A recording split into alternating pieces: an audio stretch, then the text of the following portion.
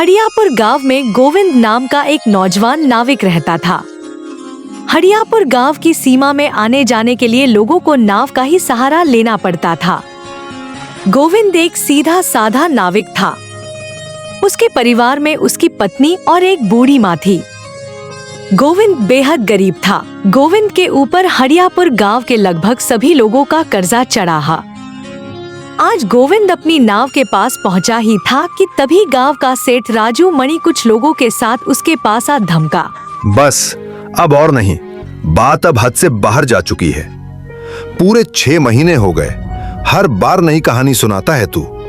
आज खाली हाथ नहीं जाऊंगा, अपना पैसा लेकर ही जाऊंगा, समझा? सेठ जी, बस कुछ दिन और दे दीजिए, हाथ जोड़ता हूं आपसे। आप तो जानते ही हैं, इन दिनों काम पहले जैसा नहीं रहा। नाव चलती है पर कमाई जैसे साथ नहीं देती। और ये मत कहना कि तेरा काम ठप है। सबको पता है तेरी नाव हर रोज भरी रहती है। सच तो ये है, तू देना ही नहीं चाहता। इस गांव में आने जाने का एक ही रास्ता है, नदी, और उस नदी पर तेरी नाव चलती है। ऊपर से ये जगह सैलानियों से भरी रहती है। यहाँ कमाई की कमी नहीं हो सकती। पूरा गांव जानता है मेरी हालत। मेरी किस्मत जैसे हर बार साथ छोड़ देती है। दिन रात मेहनत करता हूँ, पाई पाई जोड़ता हूँ, लेकिन हर बार कोई न कोई मुसीबत आ जाती है और वो पैसे हाथ से फिसल जाते हैं। गोविंद पर से राजू मणि गोविंद का मजाक उड़ाते हुए अपने लोगों को देखकर बोला, रे सुना तुम सबने? ये कहता है कि बड़ी मेहनत से पैसे जोड़ता है, लेकिन इसे खुद नहीं पता कि वो पैसे जाते कहाँ हैं। इतना कहकर राजू मणि गुस्से से गोविंद की ओर देखकर बोला, सच बोलने से क्यों डरता है? सीधी बात है, पैसा आता है और तेरे हाथ से गायब हो जाता है। और सुन, मुझे बेवकूफ समझने की गलती मत करना, मैं हर चाल समझता हूँ। ऐसा मत कहिए सेठ जी, मैं आपका पैसा मारने वालों में से नहीं हूँ। नदियापुर का हर आदमी जानता है, मैंने आज तक किसी के साथ बेईमानी नहीं की। मेरे घर में बस 2 ही लोग हैं, एक मेरी पत्नी और दूसरी मेरी बूढ़ी माँ। उनकी जिम्मेदारी ही मेरी सबसे बड़ी मजबूरी है। मैंने तुझसे तेरे घर की कहानी नहीं पूछी। तेरे घर में कौन रहता है, तेरी माँ हो या तेरी बीवी, मुझे उससे कोई लेना देना नहीं। मुझे सिर्फ अपना हिसाब चाहिए, और वो भी पूरा। और रही बात तेरी ईमानदारी की, पूरा गांव जानता है तू हर किसी से उधार लेकर बैठा है, लेकिन चुकाने की बारी आए तो तेरी जुबान खामोश हो जाती है। सेठ जी, बस थोड़ा सा समय और दे दीजिए। मैं तुझे आखिरी मौका दे रहा हूं, बस 10 दिन। अगर 10 दिन के अंदर मेरे पैसे वापस नहीं मिले तो याद रखना, ये छत भी तेरे सिर से छीन लूंगा और तुझे सड़क पर ला खड़ा कर दूंगा। अब बात समझ में आ गई या और समझाऊं? इतना कहकर वह गुस्से से गोविंद को घूरता हुआ वहाँ से चला गया। गोविंद ने एक गहरी सांस ली और बिना कुछ कहे फिर से अपने काम में लग गया। शाम ढलते ढलते थकाहारा गोविंद जब घर पहुंचा तो उसकी पत्नी दरवाजे पर खड़ी थी। गोविंद, आज फिर कुछ लोग आए थे तुम्हें ढूंढते हुए। काफी देर तक दरवाजे पर बैठे रहे, थक कर अभी अभी वापस गए हैं। राधा, मैं समझ रहा हूँ तुम किन लोगों की बात कर रही हो।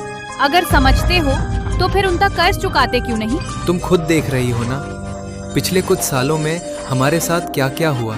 मैं तुम्हारी मजबूरी समझती हूँ गोविंद। और ऊपर से वो सेठ 10 दिन का वक्त देकर गया है। कह गया पैसे नहीं दिए तो घर भी चला जाएगा। बाकी नाविकों को देखो कैसे अच्छा कमा रहे हैं। उनके घर देखे हैं तुमने? ऐसा लगता है जैसे नाव नहीं कोई बड़ा कारोबार चला रहे हो, और तुम पूरा दिन नदी किनारे बैठे रहते हो। राधा, मेरी नाव में टूरिस्ट नहीं आते। या यूं कहो, तुम उन्हें लाना ही नहीं चाहते। क्योंकि बाकी लोग झूठ बोलते हैं, धोखा देकर पैसे लेते हैं, और मुझसे ये सब नहीं होगा। मैं गलत तरीके से कमाई नहीं कर सकता। ये दुनिया ऐसे नहीं चलती गोविंद। सच बोलकर कोई आगे नहीं बढ़ता। फिर भी मैं अपना रास्ता नहीं बदलूंगा। मेरी किस्मत ही खराब थी जो मुझे तुम्हारे जैसा जिद्दी इंसान मिला। अगर ऐसे ही चलता रहा तो वो दिन दूर नहीं जब नाव भी चली जाएगी और हम सब इस घर से बाहर कर दिए जाएंगे। फिर बैठकर अपनी सच्चाई की बातें करते रहना। इतना कहकर राधा गुस्से में वहाँ से निकल गई। समय यूं ही बीतता रहा और देखते ही देखते पूरे 15 दिन गुजर गए। इन 15 दिनों में बसंत अक्सर नदी के किनारे अकेला बैठा रहता। तभी अचानक वहाँ राजू मणि फिर से सुन ले गोविंद, आज आखिरी मौका है, अब और वक्त नहीं दूंगा। शाम को मैं तेरे घर खुद आऊंगा अपना पैसा लेने। अगर पैसे तैयार नहीं मिले तो चुपचाप अपना सामान बांधकर निकल जाना। इतना कहकर वह वहां से चला गया। गोविंद, अब क्या करूं? क्या होगा आगे? पिछले 10 दिनों से मेरी नाव में मुश्किल से 20 लोग भी नहीं बैठे। मैं धनीराम का कर्ज कैसे चुका पाऊंगा? अगर पैसे नहीं दिए तो वो मेरे परिवार को भी नहीं छोड़ेगा। मैं जाऊंगा कहाँ? गोविंद दूर खड़ी दूसरी नावों को देखने लगा जिनमें सैलानी बैठे थे। तभी उसके कानों में एक बूढ़े आदमी की आवाज पड़ी। बेटा, क्या तुम मुझे इस दुनिया के उस पार पहुंचा सकते हो? गोविंद चौंक गया। बाबा, ये कैसी अजीब बात कर रहे हैं आप? कहीं आपका दिमाग तो ठीक है? अरे नहीं बेटा, मेरा मतलब है मुझे बस इस नदी के दूसरे किनारे तक पहुंचा दो। अच्छा, तो ये बात है। ठीक है बाबा, आपको पार छोड़ने के 200 रुपए लगेंगे। मैंने तो सुना है कि तुम बूढ़ों और गरीबों से पैसे नहीं लेते। सही सुना है आपने, लेकिन हालात ऐसे हैं कि अब शायद मुझे अपने उसूल बदलने पड़ेंगे। मुसीबत चाहे जितनी बड़ी हो, इंसान को अपने उसूल नहीं छोड़ने चाहिए। समय बदलते देर नहीं लगती। मैं अभी बहुत परेशानी में हूँ बाबा, आप किसी और नाव में बैठ जाइए। नहीं बेटा, मुझे तो तुम्हारी ही नाव में बैठना है। मेरे पास पैसे नहीं हैं, लेकिन अगर तुम मुझे पहुंचा दोगे तो मैं जिंदगी भर एहसान मानूंगा।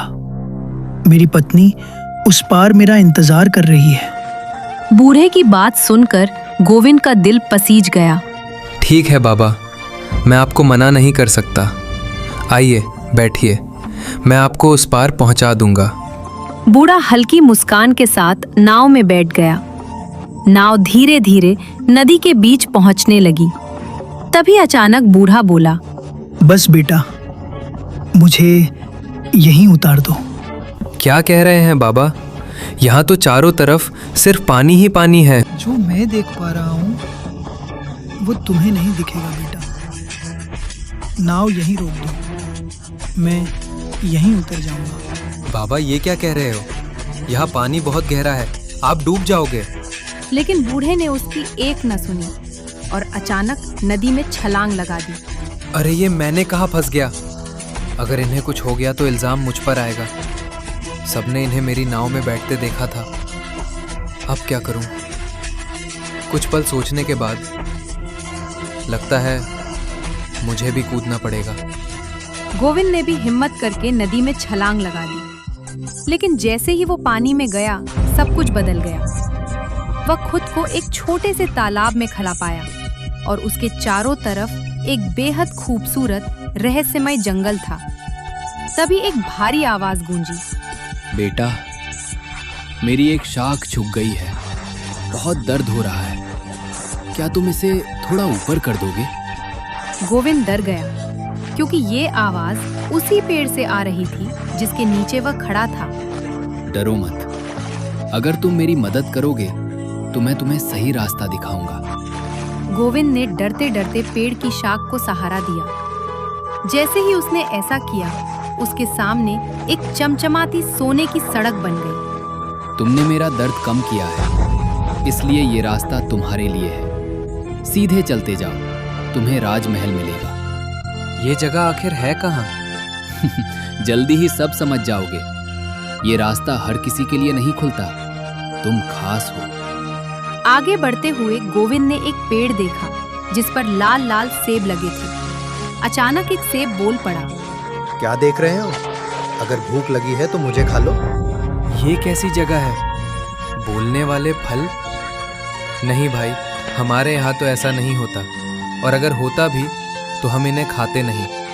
तुम सच में अच्छे इंसान हो। इस जादुई नगरी में तुम्हारा स्वागत है। सीधे चलते जाओ, महल तुम्हारा इंतजार कर रहा है।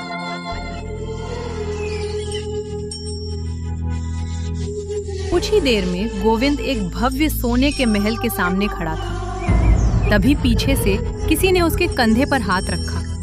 वह मुड़ा और सामने वही बूढ़ा खड़ा था। तुम आखिर तुम हो कौन और ये जगह क्या है? अचानक बूढ़ा एक चमकते हुए राजकुमार में बदल गया। ये पूरा राज्य मेरा है और तुम अब अपनी दुनिया में नहीं हो। ये एक जादुई संसार है। दूसरी दुनिया तुम्हारे गांव की नदी के बीच एक गुप्त द्वार है जो सिर्फ खास लोगों के लिए खुलता है। गोविंद चारों तरफ देखने लगा।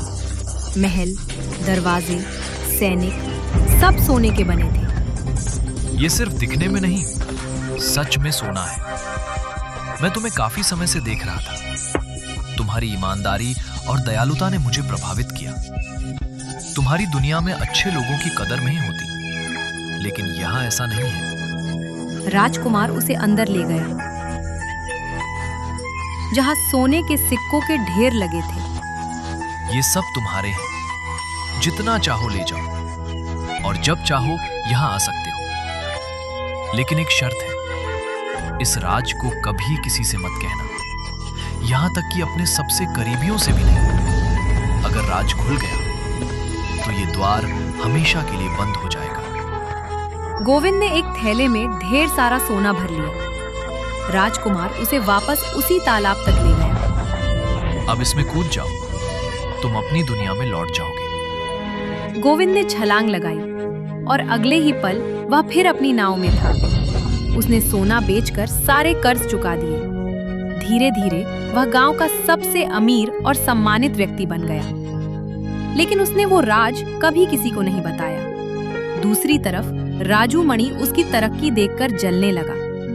उसने अपने आदमी से सच्चाई पता करवाई और जब उसे नदी के रहस्य का पता चला तो लालच में अंधा होकर वह खुद वहां पहुंच गया। दोनों ने नदी में छलांग लगा दी, लेकिन इस बार कोई जादुई दुनिया नहीं खुली। एक तेज लहर आई और दोनों हमेशा के लिए डूब गए।